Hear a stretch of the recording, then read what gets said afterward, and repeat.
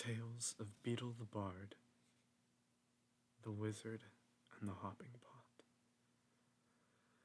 There was once a kindly old wizard who used his magic generously and wisely for the benefit of his neighbors. Rather than reveal the true source of his power, he pretended that his potions, charms, and antidotes sprang ready-made from the little cauldron he called his lucky cooking pot. From miles around, people came to him with their troubles, and the wizard was pleased to give his pot a stir and put things right. This well-beloved wizard lived a goodly age, then died, leaving all his chattels to his only son. This son was of a very different disposition to his gentle father. Those who could not work magic were, to this son's mind, worthless, and he had often quarreled with his father's habit of dispensing magical aid to their less fortunate neighbors. Upon his father's death, the son found hidden inside the old cooking pot a small package bearing his name. He opened it, hoping for gold, but found instead a soft, thick slipper, much too small to wear, and with no pair. A fragment of parchment within the slipper bore the words, "In the fond hope, my son, that you will never need it." The son cursed his father's age-sodden mind, then threw the slipper back into the cauldron, resolving to use it henceforth as a rubbish pail. That very night, a peasant woman knocked on the front door. "My granddaughter is afflicted by a crop of warts, sir," she told him. "Your father used to mix a special poultice in that old cooking pot." "Begone," cried the son. "What care I for your brat's warts?" And he slammed the door in the old woman's face. At once there came a loud clanging and banging from his kitchen.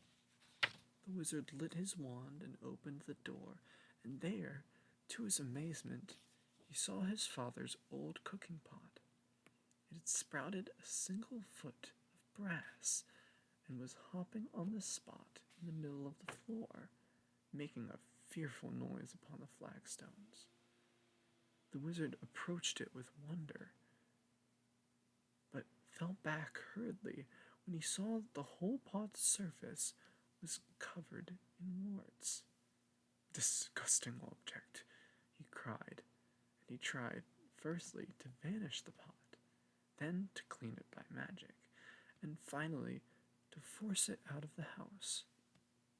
None of his spells worked, however, and he was unable to prevent the pot hopping after him out of the kitchen and then following him up to bed, clanging and banging loudly on every wooden stair.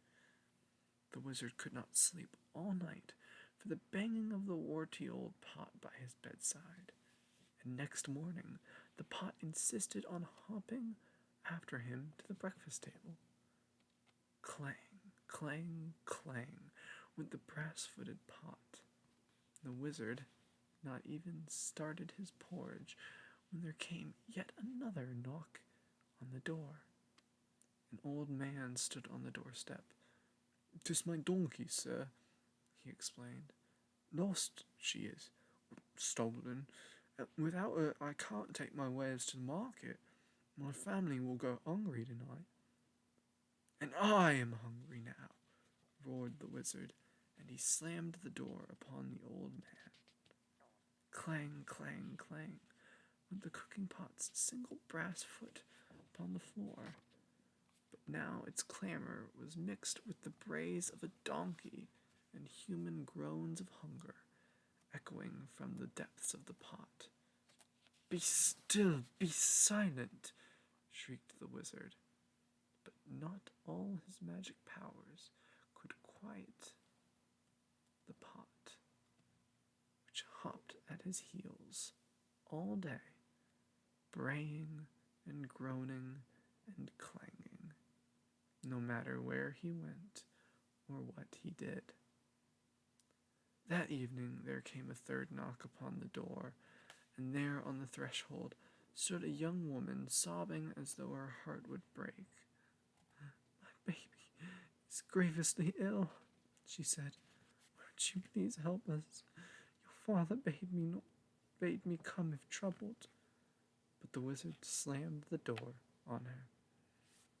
And now the tormenting pot filled to the brim with salt water, and slopped tears all over the floor as it hopped and brayed and groaned and sprouted more warts. Though no more villagers came to seek help at the wizard cottage for the rest of the week, the pot kept him informed of their many ills.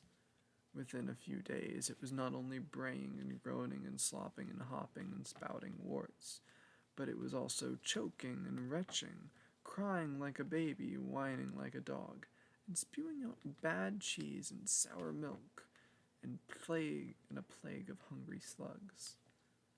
The wizard could not sleep nor eat with the pot beside him, but the pot refused to leave, and he could not silence it or force it to be still. At last the wizard could bear it no more. "Bring me all your problems, all your troubles, and your woes," he screamed, fleeing into the night with the pot hopping behind him along the road. "Come, let me cure you, let me mend you and comfort you. I have my father's cooking pot, and I shall make you well." And with the foul pot still bounding along behind him, he ran up the street, casting spells in every direction. Inside one house, the little girl's warts vanished as she slept. The lost donkey was summoned from a distant briar patch and set down softly in its stable. The sick baby was doused in dittany and woke, well and rosy. In every house of sickness and sorrow, the wizard did his best, and gradually the cooking pot beside him stopped groaning and retching, and became shiny, quiet, and clean. "Well, Pot?" asked the trembling wizard as the sun began to rise. The pot burped out a single slipper that he had thrown into it, and permitted him to fit it on the brass foot. Together they set off back to the wizard's house, the pot's footsteps muffled at last. But from that day forward, the wizard helped the villagers, like his father before him, lest the pot cast off its slipper and begin to hop once more.